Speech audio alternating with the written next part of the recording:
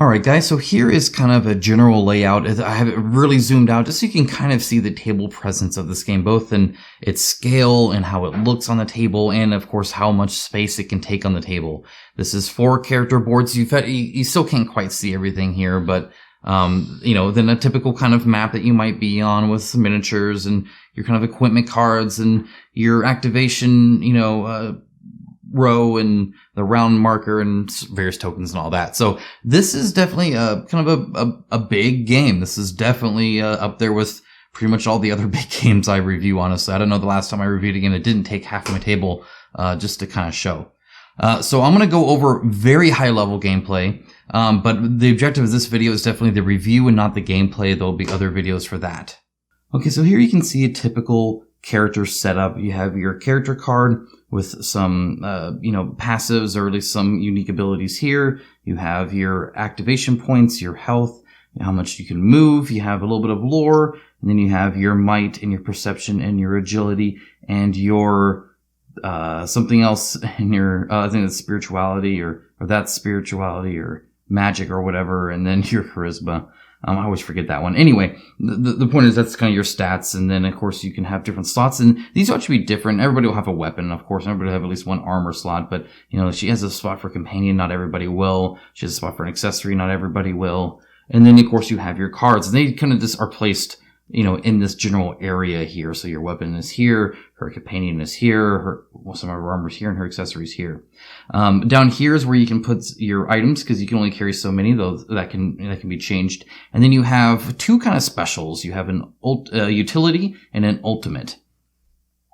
Now this armor here will give you both defense and armor. Both block. The difference is you always have the defense. Your armor can get chipped away. So as you're taking damage and it's prevented, you remove a piece of armor each time. So it'll reset at, the next battle or whatever. But, that in general, that's kind of the difference between the two there. And of course, each thing can have specials like, this one, if she rolls a certain symbol, she gets to heal herself for 2, or this one's giving an aura out to everybody. And this one, she can actually kind of, exhaust or tap and do stuff with and all that kind of stuff. And then, some things cost more than others, but essentially what you're doing is on your turn, you're moving, and you can move before or after attacking or whatever. You just can't really interrupt it. I mean, you can, but then you don't get like the rest of it back. So you're moving and you're attacking. And you attack by spending the activation cost here. So you notice the special cost, this activation, see the same lightning symbol, so the AP.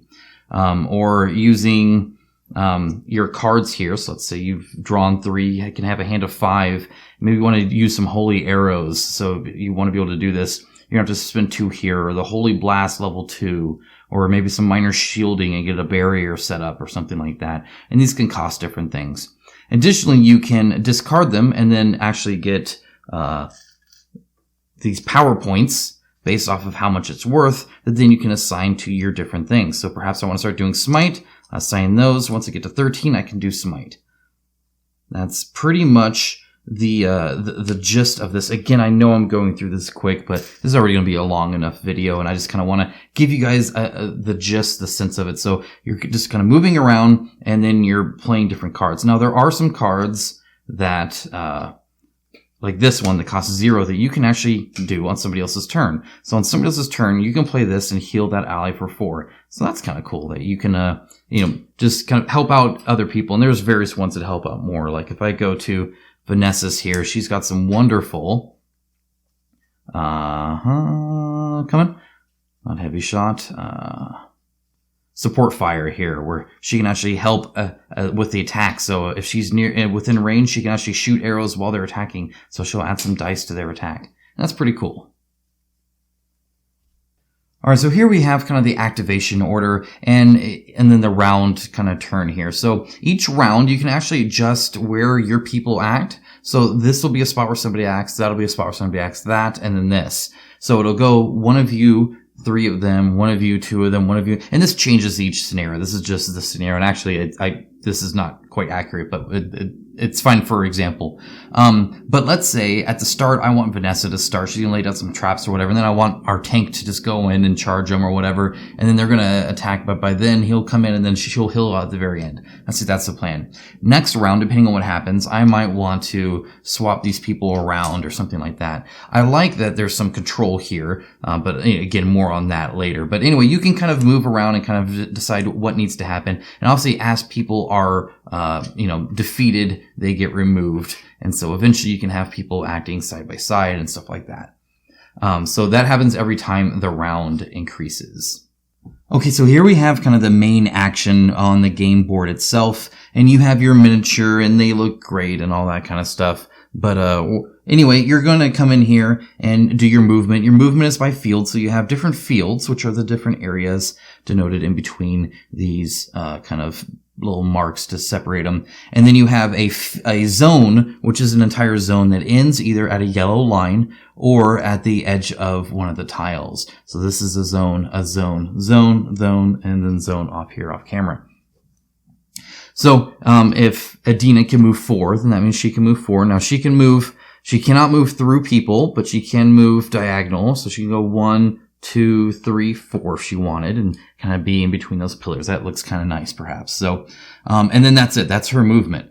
So then from there, she can do other stuff. She can gain or, AP or lose AP or, do whatever. But that's kind of the gist of it. It actually goes pretty quick. So, these tall pillars will block line of sight, as will other miniatures. So line of sight, especially once people get grouped up, because miniatures block line of sight for the most part, depending on some certain aspects that they have.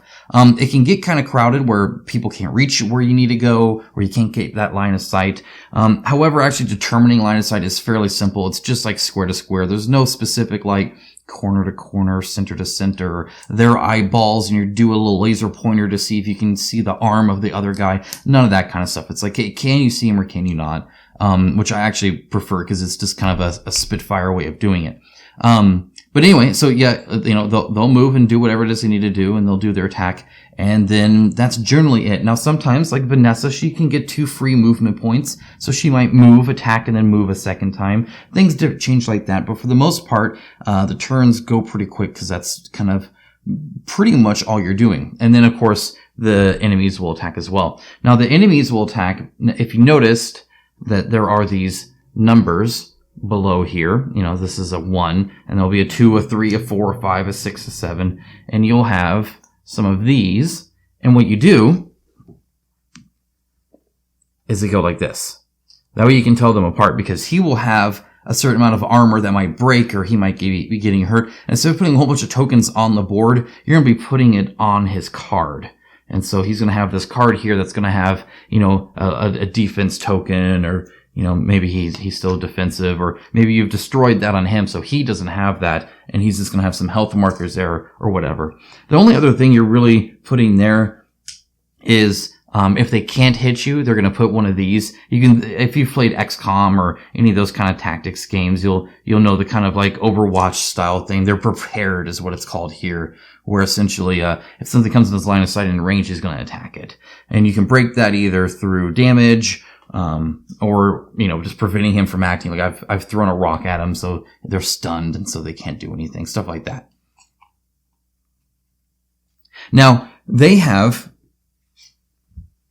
a little board here, and it'll tell you exactly what they do. It'll tell you their level. Here's a level 2. Here's a level 1. When you see the, when it's like 48 different hero cards, it's because each one has 2 sides, and so this would be, in fact, right here.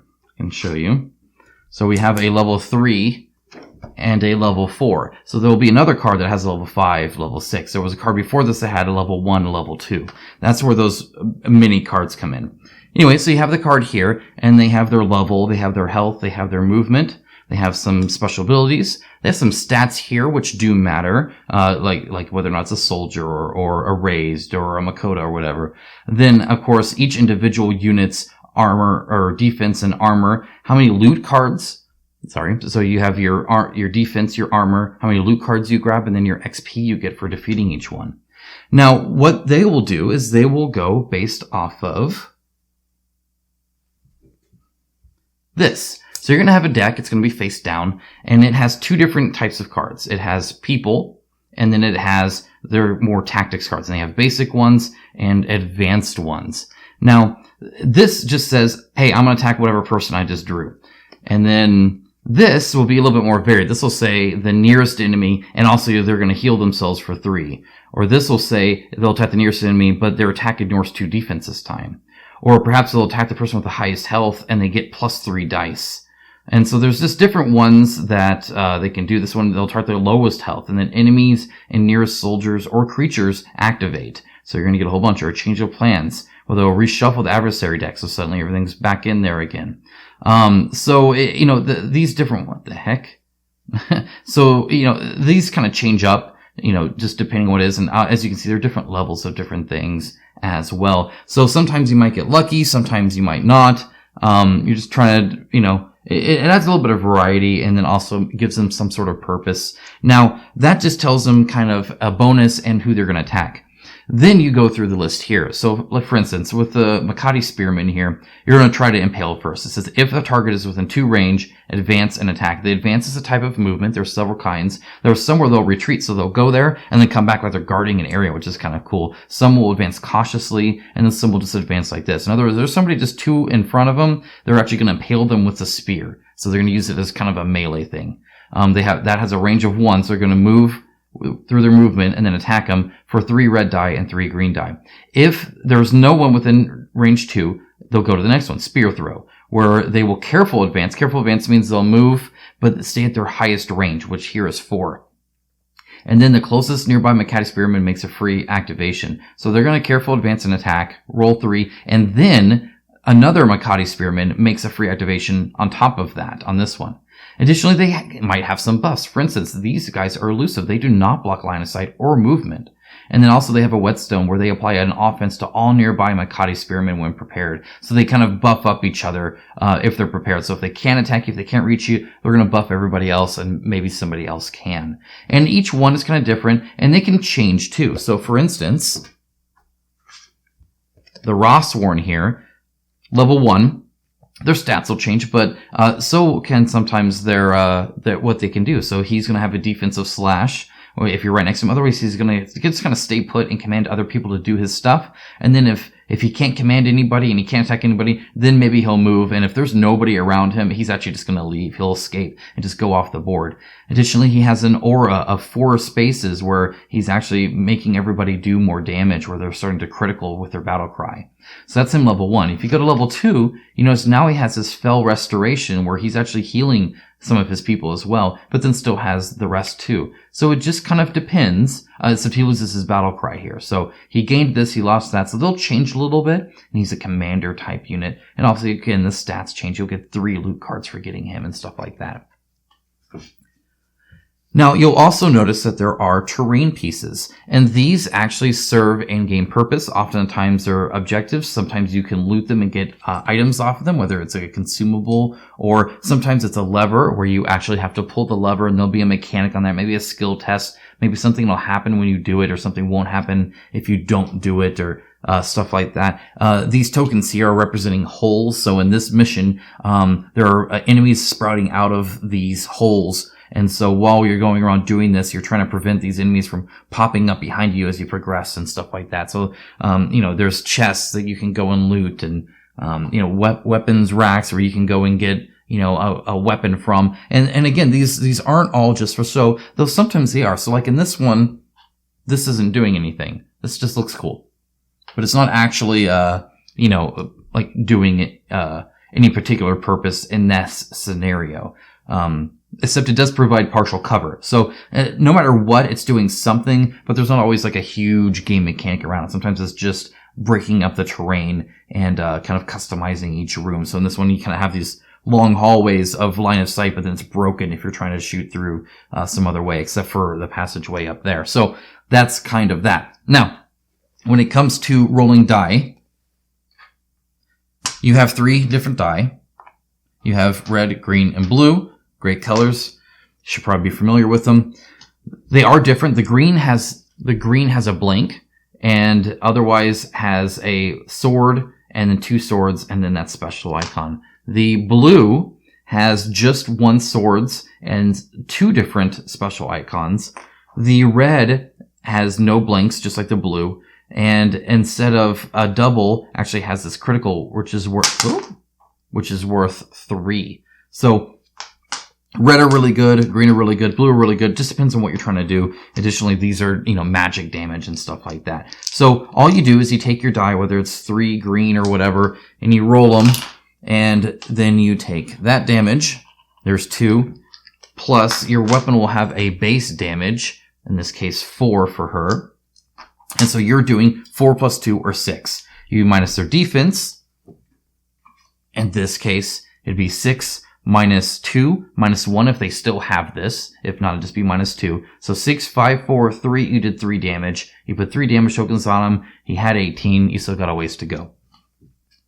It just depends on, how much you roll and stuff like that. But there's no real manipulation or mitigation or anything like that. You just roll what you roll and then you go with it. Okay, so now time for, I guess, the review proper here. And all I'm going to say before I really get into it is that this was a demo copy. Of course, there's a lot of things that can still change, that can be updated, that can be balanced, that can be modified. None of the dimensions are final. All of the component quality is not final. All of that disclaimer aside, this is, again, just a very early prototype for a Kickstarter game that's 2 years out. So again, expect changes and things to ideally do nothing but improve, right? That's kind of always the goal. Additionally, the demo was about 4 to 5 fights, and it took about that many hours. But again, I'm fudging that number a little bit because obviously there's going back to the rules, and because the rules are in beta form, then there's emailing them and saying, hey, is this right? This is what I'm going to do, and either house ruling it or not. And these demo copies are not a good example of the game time. However, none of these battles took more than an hour. So the battle that I showed right now, that did not, it took right around an hour. And this was a more advanced one because there was, it's just a bigger area to do, and there was a few more things we were trying to do. Depends on how focused you are on the objective and all sorts of stuff like that. But in general, battle, I wouldn't say would be more than an hour. And the story bits, there's not even an hour's worth between battles. Again, depending on what you're doing, I'll get way more into that in the future. That's just kind of the general disclaimer. Okay. So speaking of the story, and by the way, I'm going to be, showing you a tiny bit of spoilers, so if you're super sensitive to that, this took place again at level 3, so it's obviously not the very beginning of the game. However, I think it is a good jumping in point for it, so there's actually not too bad. Essentially, you've just banded as this merry group of people, but we don't know exactly how you've done that, and then you're just kind of going from there. I'm going to show you a little bit from the campaign book and a little bit from the rule book of the beta. Again, both are in beta versions, just so that you can see what I'm talking about. Now, right off the bat, I just want to say that the story is great. It's a story with purpose, not just an experience. So a lot of these narrative games, when you're playing them, you're just kind of exploring the world and experiencing the world. And I'm not against that, per se at all. But there oftentimes, especially when it's over a long set of hours, it's a slow burn, right? It's definitely some things happen. Maybe one big thing happens each event or something like that. But, otherwise, there's just kind of a thin line of, random encounters and random experiences and random locations that, you might visit or you might not. And so they're not super important one way or the other. Or, I guess what I'm saying is, like, a lot of times take these pillars. There's these tent poles, these pillars of the story. And then in between them, right? If this is a visual representation of a story of some of these narrative games, you start to slack here, right? And then it comes back up and you're like, oh wow, there was a big boss battle. And then I did some random stuff with some random people and did some random things. And then, oh, look, I did that again. And that was like 20 hours. And then like 5 hours of like super solid stuff. This entire demo, this whole 4 to 5 fights, 6-ish hours, again, give or take here. But either way, this whole thing was rock solid. All of it was it was this kind of like mystery solving thing where you're like spelunking at one point and you're like, dealing with this other guy trying to, infiltrate this other place. And, all this stuff is happening and you have such big choices. Like, do you kill the NPC quest giver or not kind of thing? To where I really appreciated how on the nose it was. I would compare this to Aeon Trespass Odyssey in that sense, where it's like you're just on this adventure from the get-go, and this whole thing is like this kind of roller coaster ride. Versus maybe something that's more world building, like Tainted Grail or Oathsworn or something like that. It's a bit more like rooted. Like you are just going and you're doing stuff here. If you want to be in a story where like stuff's happening, this is definitely one for that. Now, I kind of mentioned the whole kill the quest giver, and that's because there are a ton of variations in here and a lot of paths that can go different ways. Again, I would compare this closer to Aeon Trespass Odyssey, though the amount of story that you can get can be, a good half page. So that can get kind of towards the Oathsworn or Madara setting where you're not necessarily making like 20 million decisions. So it's kind of in between that, because Aeon Trespass Odyssey will have you make 6 decisions all at once and then, go and do something. And this is not quite like that. And again, I'll show you some of the stuff on the screen here, but you'll go from paths of like actual conversation and story with their interaction, and then you'll have like maybe some rapid fire decisions where you make a decision, something happens, you do a skill test, and then depending on that, something happens, and maybe you have another kind of half page of dialogue, or maybe then you're just thrust into a battle, or maybe then you have to do another test. But either way, just the variation, the fact that essentially I'm like looking to get into a place and I know a guy that can maybe get me in there, and I can go to that guy and I can either kill him, and in which case I don't know what happens after that. I read what I could in the demo, and it looks like maybe you'll find something that helps. But there are other locations I could have gone to as well. So perhaps I can go to other locations, or I can talk to him and then maybe he gives me an offering of a mission. And so I'm like, one of my characters didn't like that mission, so I didn't do that mission. If I'd done the mission, I would have done that and then probably progressed the story. So I finally did a secondary thing. And so this is like the third option with just this one character in this one location. And that puts me into this whole dungeon where I'm going through this dungeon. Now, if I had done the first thing, would I have even gone to this dungeon? Would this have been necessary? My understanding of talking to the devs is no, not only are there multiple paths into the catacombs, but there's multiple paths into where it is I'm trying to go as well. And then your path getting there is different. Depending on who's in your party, depending on your choices you make, you might have a battle with some guards, or you might not have any battle with the guards. You might be able to, perceive something in there, or you might not. Or somebody might know something, or they might not. And so, depending on who is in your party, and depending on your decisions that you're making, and depending on your test rolls and stuff like that, you can talk your way out of fights. The variations here are a ton. Of the 30 pages of this demo campaign, all of them are filled with 2 or 3 decision points, or like you're going back and forth and you're swapping pages and you're doing things.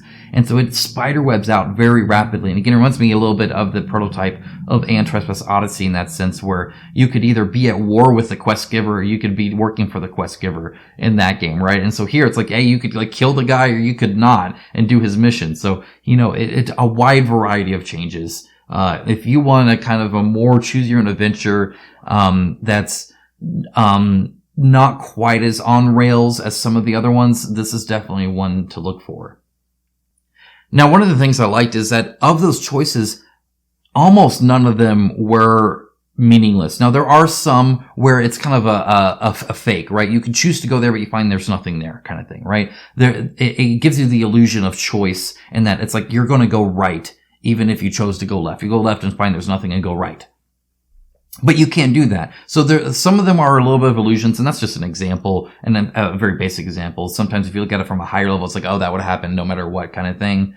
But that's actually quite rare. For the most part, not only are things happening, but, we talk about, character development and choices and things that you do, and they really matter. So for instance, the reason I didn't take that first quest is because Adina here did not like the first one, right? And it's probably because she's a priest, right? So I give you a sense of what the first quest was. but the priest was not happy with it. However, you're still making choices that are tough, even for this priest. And they can evolve and they can change and to the point where maybe Adina leaves the party. Maybe she's like, I can't do this anymore. And she's not available to anymore. Or maybe the person that was good turns bad. Or maybe you're fighting with the bad guys against other bad guys. Or, the choices here, I really, really matter. Maybe you let somebody live and then they come back later into your mission. And so, you're marking all these, and here you get titles, right? So you have these titles, and these are really just kind of check boxes of, oh, you made this decision that might come back later. Whole places might be available or might not be available. One of the places you can go to is like this armory, and you can go shopping there, or you can go and try to rob the place. And if you try to rob the place, well, and it even kind of alludes, it's like, hey, the leaders of this town, if you're robbing the entire armory, you might think there's an insurrection coming, so there might be like, who knows, curfew, or maybe there's more guards out, or, who knows what the reaction to that is. But your changes will fundamentally affect like whole cities and whole towns and people and places and locations and opportunities, either 2 or 4, things will change in a very cool way. I'll talk more about that towards the very end, but I need to move on from that. So I kind of mentioned how party affects what you can do, and I think that's really cool. It's because these characters have character. And what I mean by that is like, I'm not Adina. Adina is Adina, and I might be playing Adina. And there's kind of 2 sides to that. So some of the decisions, like I could choose whether or not to talk a person out of killing that NPC or not. So that was a choice I made. But when it came to that quest offering, Adina made that choice that that's not available. I didn't have a say-so in that. Instead, it was me having her present there that made that decision. Maybe if you didn't have a vampire in your party, something happens, versus if you do have a vampire in your party when you meet a certain person. All those kind of things kind of ebb and flow. So sometimes it's kind of controlling the character, and sometimes it's not. And I actually kind of like that because it helps the developers tell a story that they want to tell, and it have me feel like I have a huge control over it when I do. So party matters, especially with who you bring. Like when I went into that dungeon, I brought the people that I brought in there. That fundamentally made certain decisions available or not available, or certain tasks available, or certain things could happen only because of that. Like, maybe somebody knows something, or, maybe somebody's good with something, or maybe somebody notices something, or there's all that kind of stuff that can happen depending on who you bring. So you could play this multiple times. As big as this campaign is, you could do it multiple times. I did not see everything. I didn't have every fight. I avoided several fights in the demo. So, there's a lot of choice here. All right. Now, one last thing I'll say about the story before moving on to there. Well, I guess there's 2 things. First of all, is that I felt it was just the right amount of interaction. Sometimes you get these things where it's just a whole bunch of story, and you're like reading and reading. And you're like, okay, I want to actually play a game, not read a book. And then there are other times where it's like, oh my gosh, like this one paragraph is not enough. I need way more than one paragraph to be able to it's narrative, but really I'm just doing all these skill checks or all these battles or something like that. It's a good combination. Now, the other thing I'll say is, like what you've been seeing me do right now, just talking here on a still camera, is what you'll be doing when you're reading the story. And this is, I hate to say it's a negative per se, but I would like something. And I think maybe even having like a haven, havens are like places like hubs, where you can go to various locations, a map of some kind there or something there, because really you have nothing to look at while you're doing that. You're reading the story, you're making decisions, but there's nothing, like this table could be empty and that'd be fine. Or, maybe it has your last battle setup still there until you change it to a new one. But there is no city map like in Oathsworn. There are no map tiles like in Aeon Trespass Odyssey. There are no world cards like in Tainted Grail. Instead, you're really just kind of in this story in your head as you're going through. Now, the campaign book is nice. It has a few pictures every now and then and all that. And maybe you can lay that out, and maybe people can crowd around the campaign book. But I guess that it's just something I noticed, that I'm just sitting there reading it, and people could lean back in their chairs and just listen to the story. It might not be a pro or a con for you. For me, I would have liked some kind of visual thing, even if it was just a a map of the haven, and then, maybe like a marker on like, here's where we are in this dungeon here, or in this shop here, something like that. Maybe more Sworn style, as kind of a minimal effort kind of thing, even if there's no mechanics around it. All right, let's get into combat, because that's what we're all about here, right? I love it. I love it because it has cards and it has dice. I love cards. I love dice. Combination is great. I really, really enjoy hand management. I enjoy cards and how they play with one another. I love the whole zero do things to help people. That's cool. But even, and again, one of my favorites is actually this power system, right? Where I love trade-offs. So it's like, well, I could have, perhaps blessed aid where I can heal myself. And I could have, some holy arrows. And that's great offensive stuff. And I could do that. In fact, I could do both in one turn. That's only 4. Or I could trade these in and not do them, and instead get 4 different things and start building up for my smite. I really enjoy that kind of thing. I like the fact that it gets even more play on that. So while it's a simple system, you have 5 cards in your hand, you draw up to 3 to have 5, you play your cards, you're done. Simple, except for the interplay. So like for Adina here, she has Tranquility, where if she did not do any damage, you refill her whole hand, so you draw 5, which is great. It means you can take all 5 of those, discard those. Look at that, I'm going to get 6. Discard them all. Bam, you got 6. And then at the end, you're going to get it back. And it couples better with certain gear, because, like, for instance, she has the Fist of Heaven, which is a very silly weapon. But if I spend all 5 and I discard 2 cards, maybe some zeros even, I can exhaust it, so I tap it, and I can just outright kill a vampire or a race soldier. I didn't do any damage, therefore, I still get Tranquility. So I killed somebody outright by using cards and discarding them and all that kind of stuff. And then I get to draw 5 more on top of that. So I got power, I was able to kill somebody, and I was able to draw 5, all through like a combination. That's just the cards. And then you get the combat, and of course, rolling dice is fun. I like the fact that there are different kinds. I like, special symbols where I can do certain things, especially with weapons that'll do that. Like, Vanessa's Giant's Bane crossbow here can blind people, with it, just depending on what you do. I like the critical. I like getting 2s. Every now and then you roll like 3 of these and you feel really cool when that happens. That kind of excitement that dice can do is always really nice. So you have the chunky planning and careful, considered actions to be able to do a combination of stuff from cards. I love card combos. And you still have the die where you can roll, 2 criticals and do 6 damage, or 3 2s and get 6 damage and feel really good. Or maybe an enemy's attacking and they got all misses and like a 1 or something like that. And so you laugh at them because your 1 armor still blocked it. So really good combination between those 2. Now, another really cool point of the story is the meta game mechanics. So there are some meta game mechanics here that I really like, that you're doing stuff and you're affecting things. You just don't know how, because it's going to be a mechanic that's introduced later. So for instance, in the demo, and I'm going to be kind of vague here, but I was doing certain actions that would say mark this and mark that, and I was adjusting numbers. And those numbers, by the time I was done with the demo and the revelation happened, and I knew what was about to happen next time that was going to fundamentally change things, I knew that not only was the event going to fundamentally change the world I was interacting in, but that my actions previous to that, not knowing that that event was going to happen, it changes the circumstances of that event, and is another thing that I can interact with and modify and change now that I know what it is and the event's actually happening. So you'll be doing things. Not only is it kind of a neat to introduce mechanics throughout a story game like this, because you're playing it so long, you don't do the same thing over and over again, but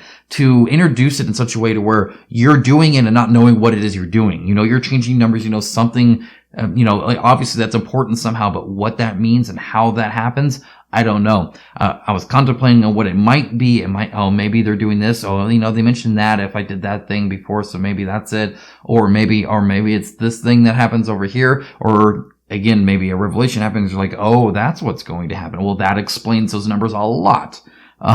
So there's that kind of meta thing that happens throughout different, throughout the different play sessions. Now, another thing I wanted to note real quick is that there are no missions here. There are no chapters. There are no acts. There are no quests, in the sense that you're not doing, oh, this is mission 1, then we'll move on to mission 2, then we'll move on to mission 3. It is extremely freeform. So when you're at a haven, you can just go on a stroll. That's literally an option where you just start doing random encounters and, drawing different things from a deck to see what random thing happens. Or you can go shopping and then come back there. Or you can go to the quest giver and do his first mission and then be done. Or you can go to the quest giver and take a second mission and go throughout a whole dungeon. Or you can go to the quest giver and kill the quest giver and then, who knows what happens then. Or maybe on your way to the dungeon, you come across something and then you can either have a battle there or you can avoid the battle and talk your way out of it. Or maybe you can sense the danger before and go the other way. Or you can avoid combat and try to go the other way. Or maybe you're like, no, we go to investigate that and do that. So even within the dungeon, there's a varied amount of fights. Getting to the dungeon, there's a very amount of fights. The fact, even if you don't go to the dungeon or not, changes the amount of fights. So the story is very unique to you, and it all just keeps flowing. It just keeps going. There's not really a start or stop to it, that I could tell at all. So it's not like a Tainted Grail where you have a solid chapter and then you're done and then you can save your game there.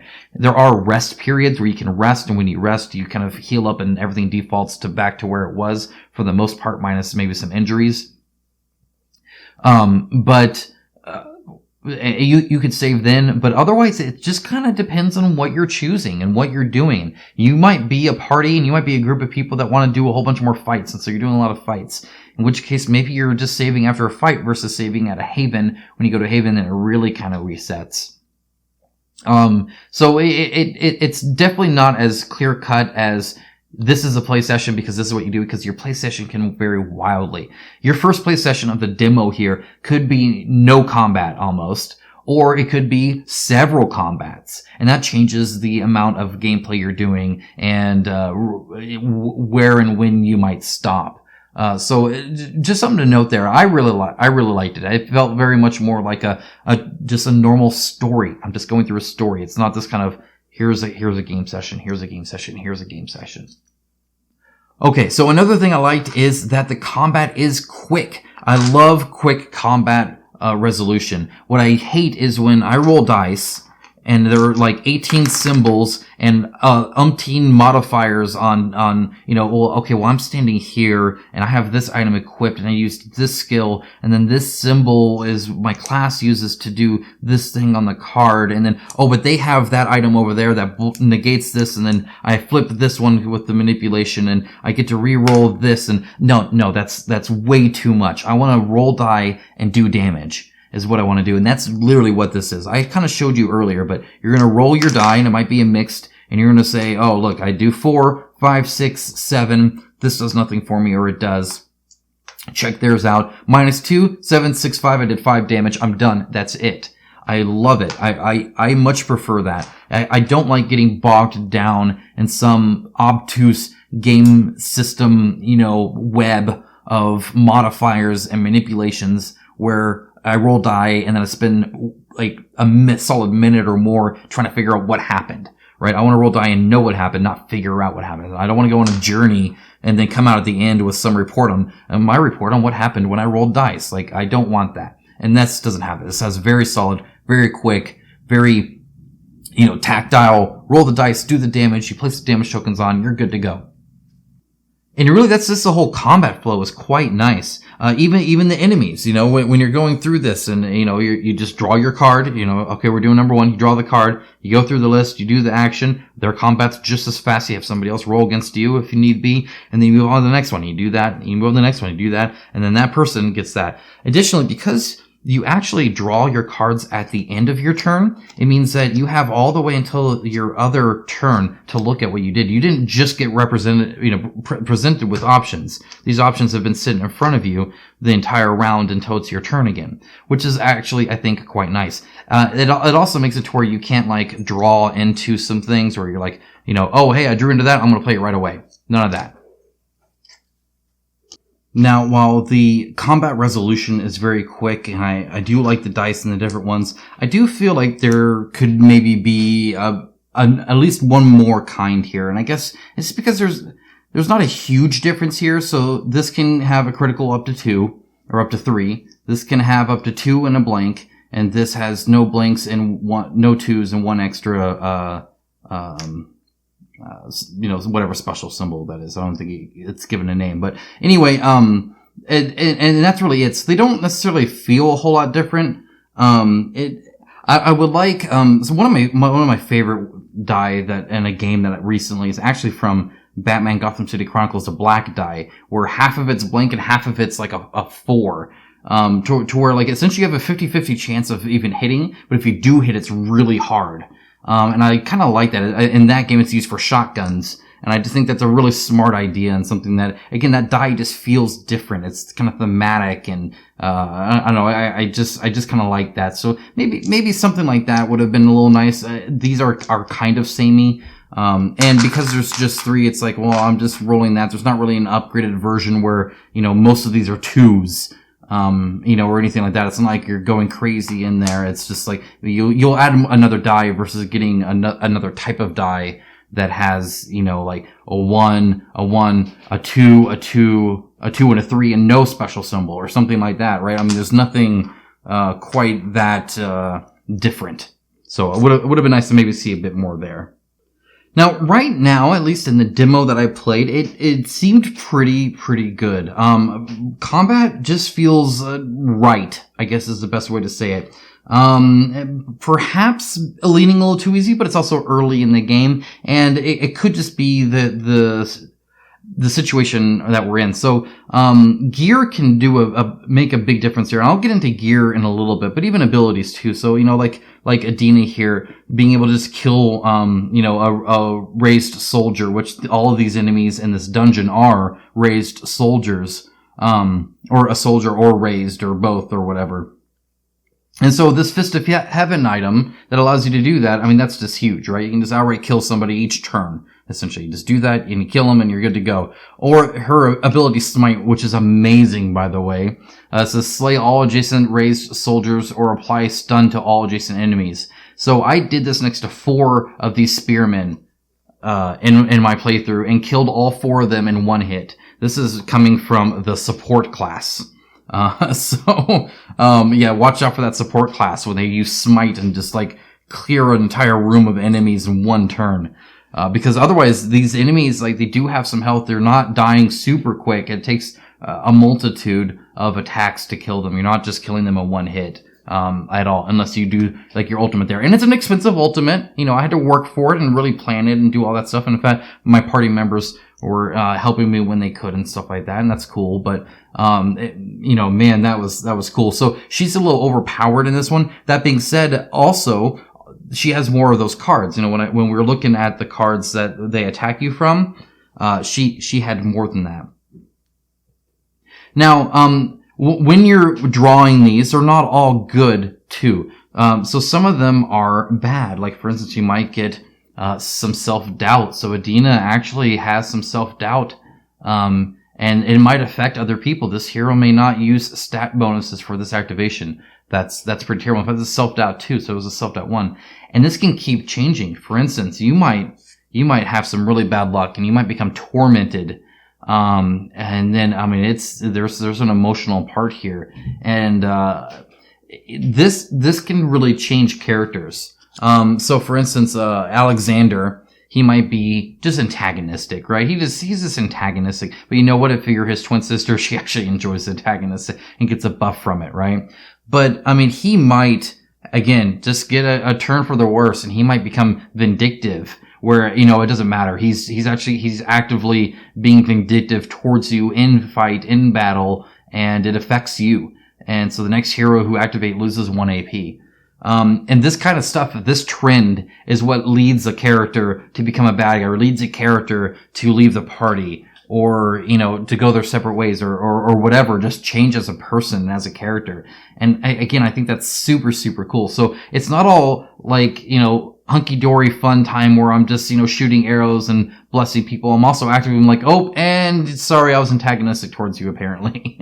Which is, it's kind of cool and helps break it up a little bit. Now, moving back onto the dice here, I will say that one thing I did notice here is that there are no rerolls or other form of manipulation in combat that I have seen. I have seen it where you can reroll a test, but not combat dice, at least not yet. Now, there's a ton of gear, just in this demo. This is limited demo. But, you know, it's definitely, what you roll is pretty much what you get. So if you have really bad rolls, and you can roll, 3-4 green and get 3 blanks and just do 1 damage. You do have your base damage, which is always there. And, additionally, because there's really only 1 die with a blank and it's only 1 blank, you're generally doing something. It's just how much you're doing. So you're gonna hit them. It just depends. Are you doing 1 damage or are you doing 5? And so there's a little bit of swinginess there, but it's all in the positive, which is good. Now, I mentioned this before, but I just wanted to shout out the AP system. I really like the AP system, especially when you can give other people AP. So we had one where, we needed to have her, attack and then use her Fist of Heaven to actually sack it. And that uses all of hers, which means the attack of 3 needed to come from other people. She didn't have any, but 2 other characters were able to give her 2 AP. And so she was able to both attack and then use the special ability as well. And then discard her cards, which also activated her smite. So she was able to have this huge turn. Right? So you can do those kind of things. And I like that from like Conan and stuff like that. And it's cool to do that, but from a co-op perspective where other people are helping you have that big turn if it's beneficial for the group, which is really, really cool. Now, I kind of mentioned the classes, and I really want to talk about the level up system here. So I showed you how you go from 3 to 4, and then there were classes. So you have support, and you have warrior, and you have the tanks, and you have the rogues, and you have the mages, and so each one has kind of different stats and what they favor and what they don't, and just kind of a general pool there. But the level up system's kind of cool too. So perhaps you have Karpa over there, or Capra over there. And when he goes from 3 to 4, he unlocks, look at this, a Capac. Capac might have a new ability. In fact, this one allows him to be a little ranged. He's normally quite melee. He doesn't move very fast. And so having a ranged ability might be something very nice and only costs 5. You can do that a couple times a battle maybe. You might really be able to kind of pump that thing up. That's a nice option. And it's a utility, so you can still have your ultimate as well. But additionally, they're not all locked like that. So this aimed shot here, for instance, where you can get a +4 range, so you can have this huge long range and shoot across the map kind of thing. A pirate can get that at level 4, or a survivalist can get that at level 6. So depending on what you are, you might be the pirate, in which case you can get it earlier. Pirates get this earlier. But even if you're not a pirate, if you're a survivalist, you can still get access to this. So there's different ones where you kind of have these different options that you can go into. So some of them are streamlined. Right? Some of them are like, hey, this is for Capac, or some of them are just for one. Like, hey, this is for the priest. Priests get to do this. And then some multiple people can do, which is really cool. But otherwise, it's pretty standard fare. You just flip the card over, or you get a new card, and then you're leveled up. So, if she needs to go from 14 health to 15 health, and if she needs to go from 14 magic to 15 magic and increase her other stats and stuff like that, and maybe even change this, especially across cards, and maybe even open up slots here and stuff, which, yes, it does. So here's armor. Here's an armor plus an accessory. So now she can have 2 accessories. I like how streamlined that is while still giving you options when it comes to the cards you pick and equip and use. Okay, so I kind of mentioned this, but there is a lot of loot. I mean, there's a lot of gear. First of all, that's just gear. So you also have just kind of the loot deck here, and you can get all sorts of stuff. I mean, a ton of stuff. And this kind of essentially tells you to draw from other stuff. And you, of course, have the different tiers. You have common, and then you have lots of common. You got some rare. You'll have some epics. You'll have some uniques. And they're all really, really cool. I mean, there's just a ton of stuff here. Ruined Warhammer, Molten Blade, Inquisitor's Crossbow. This is a cool kind of crossbow. I saw it. You're rolling just 2 red, and it's a little bit shorter range, but you get +3 basic damage against adjacent targets. So suddenly you're doing an extra 3 damage if they're really close, and it's an offhand crossbow too. So it's one of those like short ones, that are best for their imbued axe, a battle axe, ancient daggers, which can just slay people. I mean, all sorts of stuff. You get the different armors. You get all, I mean, again, and this is just brief demo copy here, right? I mean, these are called the Chains of the Council. I don't know what the heck this junk is. Probably some unique. Now it's just an epic. It can do an eternal immobilize, and eternal doesn't go away. So you can just freaking immobilize somebody, just like forever, essentially, which is pretty cool. Arrows, just rings, tons and tons and tons of stuff here, that you get to do and get and look forward to. And then of course you have your consumables, and you can get more consumables, and there's all sorts of, the tranquilizer here, more on that in a bit. Or, maybe you get an infernal shield, where this shield, it's not as shieldy as the other one, but you get to apply 3 damage back to them, and you're immune to debuffs. So, in fact, the debuffs go to the attacker, you're doing damage to the attacker. This is an offensive shield, so maybe you swap your defensive shield for an offensive shield. Now, another really, really cool thing is, like, gear sets, and the fact that some gear has even their own game mechanics. So, for instance, you can get this Sinister gear set. And these Sinister chakrams give you Frenzy. When you slay somebody, you gain 1 soul, a maximum of 2 for each soul. You gain 2 basic damage. So while you may only be rolling 2 green, you can get up to 4 basic damage on this, where you gain on top of whatever damage you're already doing with it. Now it's a 2-handed, but not only are you getting these souls, which are actual tokens that you're getting, but you could get the Sinister armor, again, another part of the set. And there are some that only happen if you have multiple parts of the set. They'll do certain things. These don't necessarily, but some do. This one says remove all souls, and for each soul removed, heal self for 4 and assign 4 damage to all adjacent enemies. So you can kind of decide how to use those. And I don't know the rest of the set per se. These are just 2 I grabbed. But as you can see, as you're getting these sets, they work together and they have whole mechanics. So in this one, again, you're gaining their souls as you're slaying them into this freaking like weird, I guess, demonic thing or whatever. And that's just because you happen to have this gear. So super cool that way. Okay, so a few more kind of notes, and then I want to summarize. So we're almost done here. Of note is, I guess, just the art. So some people might like it, some people might not. It's very, I guess, kind of like a comic cartoon. And actually, on the injury, you'll even see it's like very black and white with like splashes of red and just that sort of thing.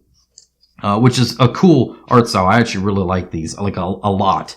But you do kind of have that, cartoon, kind of art style. So that might not be for everyone. And then on top of that, but the game boards have a different art style. So these are not cartoony, right? These are much more digital, normal. It did not bother me that they were different.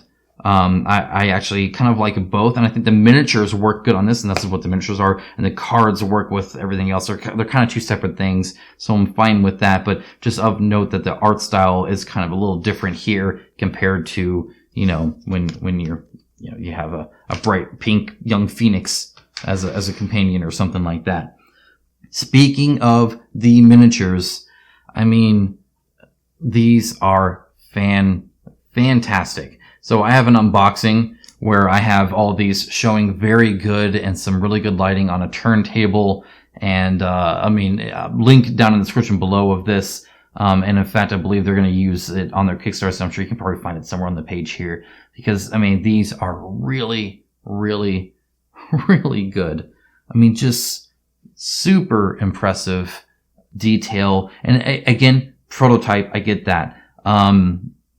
But you can, first of all, sculpt design is sculpt design, and that is one of the hardest things to do. You can have as much detail as you want. If you have a boring sculpt design or one that isn't interesting, then nobody cares. So the fact that you have, like, her head is slightly tilted and her shoulders a little forward as she's holding it. She's holding that one back, and it's kind of, over on her hair that's going like that. And with her tail, too, it looks like she just kind of, twirled it out. And then the custom bases and, just all of the stuff here is so well thought out and good and interesting and just really, really well done. I love the textured sides and, just, again, impressive stuff, that it shows a lot of care, again, especially for sculpt, design. And I mean, you can just get more and more impressive too. It just gets really good. I love the base on this guy. And so just, I mean, finally, I mean, obviously you've seen him and he's amazing, obviously. Raising out of the sand here and these people coming out. You probably didn't see the back of him. If you haven't seen my unboxing video, they don't really show the backs of miniatures too often. So there's the back of him. It's got the skulls back in there and this weird like bone spine thing that grosses me out. And anyway, just super, super great miniatures. And a little spoiler here, but they paint up quite well too. So I'll have a video of me painting her and I'll show you in a better quality, in that video probably next week. So be on the lookout for that, obviously. Let's see. Oh, I kind of talked about injuries. Injuries are well done. So when you get an injury, when you are downed, you can be revived. Anybody can revive you, and there are some skills that can do it as well. But you'll draw a random injury, and sometimes you get nothing. Sometimes it's, hey, nothing serious, you gotta do another test. Or sometimes it is just nothing serious. I think there's one that it just says nothing. Yeah, no. I think there's one that doesn't have the question mark. Yeah, nothing happened. You're good to go. Other times you might get a fracture where you lose one speed. And then you can actually make a test to see if you can lose it. And once you get to a haven, you get one away for free as well. So these aren't going to necessarily like always bog you down, but there's some that might stick with you a little bit. You might have a hemorrhage for quite some while where you have -5 health because you just can't pass that test. And there's, something worse that you are getting rid of, at a haven. So you keep that one. If you have 3 of these, you can't be revived until, later as well. So, anyway, just a good mechanic, I think. It punches you without being overbearing or sticking with you like for the rest of the campaign or some junk like that. Okay, yeah, so this is actually important. I do not like how this is determined. So, and I'm going to show you on the screen now, but you have this kind of table you have to refer to. So it's based off of the amount in the lower right of the card and then your amount here. And so 14 here means 4. But then you might have 12, that means 3. So she had 3 on her crossbow because she had 12 in her stat there. And how do I know that? Or would an 11 be a 4? Or would a 12 be a 4? Or a 13 be a 4? Where does it jump from 3 to 4? You have to refer to this table, and it doesn't make any sense to me. If I knew the math behind it, I could probably just do the math, I suppose. But I would have liked a easier way, I think, to determine that than some, magic number table in there. Ideally, there's at least a quick reference guide somewhere for it, so I don't have to just open up the PDF anymore, because that did get annoying when we'd set up or try a new character out or something like that. Now, and you don't have to do it all the time, but you need to do it kind of every time you get a new weapon and you want to check, how would I do with that? And maybe you get used to it, through 300 hours of play or whatever they're touting, but at least as far as the demo is concerned, I had to refer to it every time.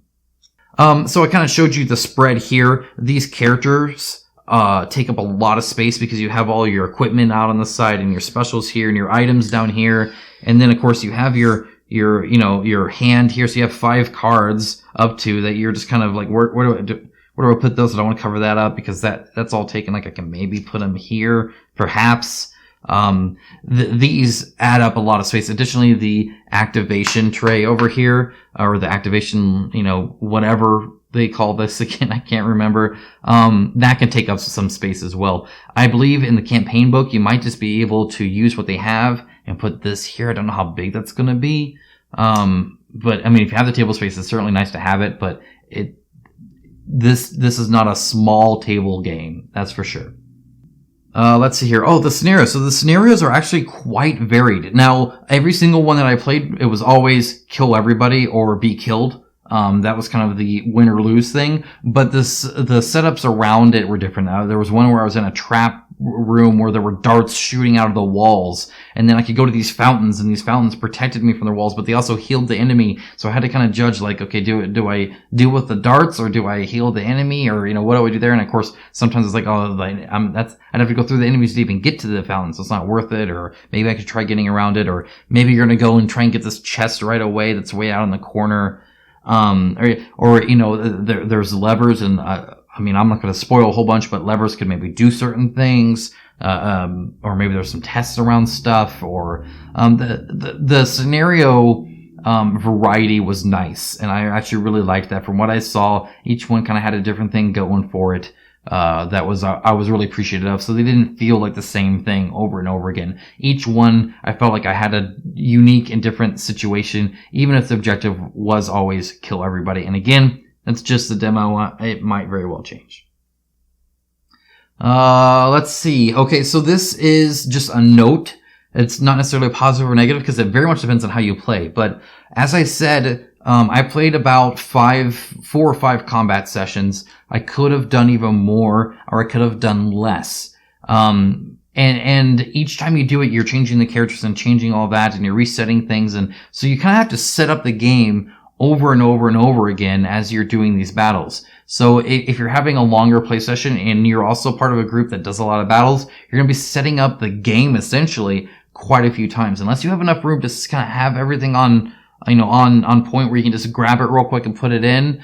And even then, you have to set up the activation thing each time and change the cards out. And, it is something to be aware of. If you're going to have a lot of battles, you're going to be setting it up, quite a bit. Which, there's not really necessarily a way around that unless you did something like maybe a boss battle board, which is, I'm not recommending here. Okay, now this is actually, I think, one of my favorite things, and that is the humor. This game is funny.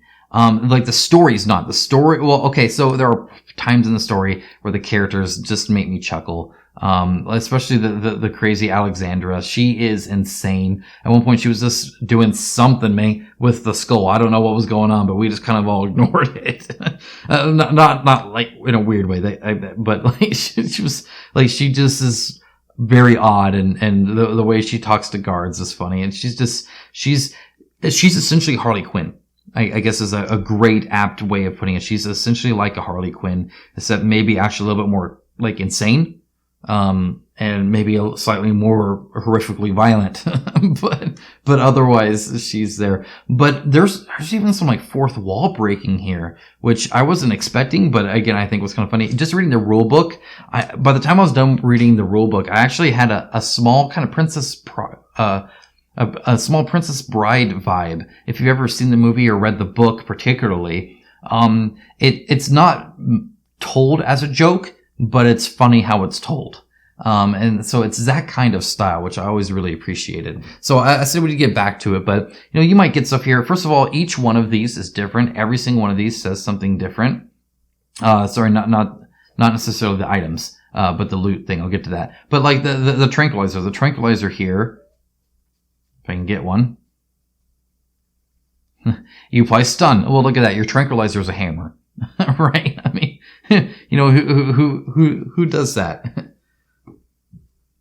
So let me go and get the loot here. So each of these are, custom. In this case, greater means 150%. That's just math. Or greater power. May the floating purple swirly potion serve you well. Or a gold coin. You find some coin. 1 coin, in fact. I think one of these that says, hey, the art was not representative of what we got. The red one was voted most likely to be blood in high school. And so it just, some of these are just really, really funny. And I'm going to try and find one that, here, I always drink random stuff off the guy I just killed. Because again, that's a thing we do apparently. And so these are just, or nothing. Better loot next time, statistically speaking, because you don't reshuffle. And so these are just, goofy, silly things in here that you'll find. The fact that, Fists of Heaven is a fist, right, that I'm hitting people with. So every now and then you get this kind of level of jokiness with it, which I actually found quite endearing and funny. It definitely gives this its own personality. But it's not over. I mean, again, like you're also getting into some like really heavy stuff as well. So it's kind of you get the gamut run through here, right? Where you got some really emotional stuff where people are upset and people are fighting and people want other people dead. And then you also get stuff where, you know, it jokes about the art on the card. And so, I don't know, it's just interesting to see the humor, but I really, really enjoyed it. Like I went and read all of those, loot, jokes already. And then, of course, you know, some of the rules and some of the Wordsthunder are hilarious too. I'll show you some of those, right now, but the Wordsthunders are also like, they're just funny. Okay, lastly, 2 notes about the rulebook and then a quick summary. So the rulebook and campaign book are well formatted and have only a few grammatical errors, which is better than I can say for some. However, the rulebook needed quite a few more updates after I read I had quite a few updates to provide them. Of course, they're going to change it and update it. It's, I would say about average. It looks prettier than some, but I've had some that were slightly more put together ahead of time and then some that were far less. So it's definitely in the good category when it comes to what I would expect for somebody to go to Kickstarter with, saying, hey, we don't have an entire game developed yet, but here we have a solid foundation with a good idea of what we're doing and some unique concepts, and it's still well documented and well presented. And that's what this prototype, I think, showed more than anything to me, is that, well, first of all, I can just have fun playing a prototype, apparently, but they definitely at least have an actual offering here. So I guess that kind of leads me to my summary. I really enjoyed this. I found myself, and I felt this was important, I found myself thinking about playing this game when I wasn't playing this game. And I think that's a big testament to whether or not I actually enjoy a game or not. I mean, there are games where when you're playing the game, you're like, yeah, that's fun. That's a fun game. And you're playing the game and you're having fun. But it's not one that you're then going to take off the shelf a month from now. Or that you're going to think about at work, or that you're going to be talking to your patrons on Discord for a long time about them, or, you know, just anything like that. And this wasn't the case. I really enjoyed the world. I enjoyed the story. I enjoyed the mechanics. I was constantly thinking about like, oh, what if I had taken this character? Or what if I had chosen this? Or what had happened if I had killed the dude, right? I mean, like, what would have happened? I don't know. I want to go back and find out.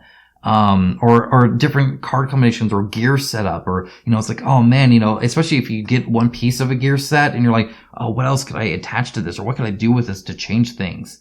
The fact that you could get Vanessa with that, like, okay, that short range crossbow that does more damage up close. Now she's up close, whereas before she's ranged. What does that mean for her health and her armor? Does she need to change her armor? I mean, just all of that kind of stuff. I really enjoyed it. This has been a pleasant surprise. And I am all aboard on Stormsunder. Most definitely. Really, really awesome. Now, if you need a bit more information, I will be doing a comparative video where I just talk about kind of similarities and differences between all these narrative-driven games and all the different options you have. And so, you know, it's like, hey, if you like this, you'll like Stormsunder. And if you like this, you'll like Aeon Trespass. If you like this, you'll like Oathsworn or Tainted Grail or Aetherfields or whatever. I'll be doing that video soon. So be sure to subscribe if you are interested in seeing that. Guys, if you appreciate this level of detail in a review where I really take the time with the game to understand the mechanics and explain them to you so that you can make a more well-informed decision, so that before you put up $450 or $150 into a game, that you can feel more confident in it, either for or against, whether you're going all in or not at all, or just the core or whatever. Do like the video and let me know in the comments below that the effort was worth it. The hustle too, because this game is coming in hot. And so I had to play this game and really play it, really understand it, just to get this review out to you guys in time. But I'm glad I was able to do it. Anyway, as always, a huge shout out to my patrons and YouTube members. You guys make this all possible and certainly worth it. You guys all rock, and I thank you for the support. It really helps out the channel a lot. If you'd like to join them, link in the description below or at the end of the video. And if you'd like to check out Stormsunder, again, link in the description below to that. Go ahead and check it out for yourself. Alright guys, thanks so much for watching, and I will talk to you very soon.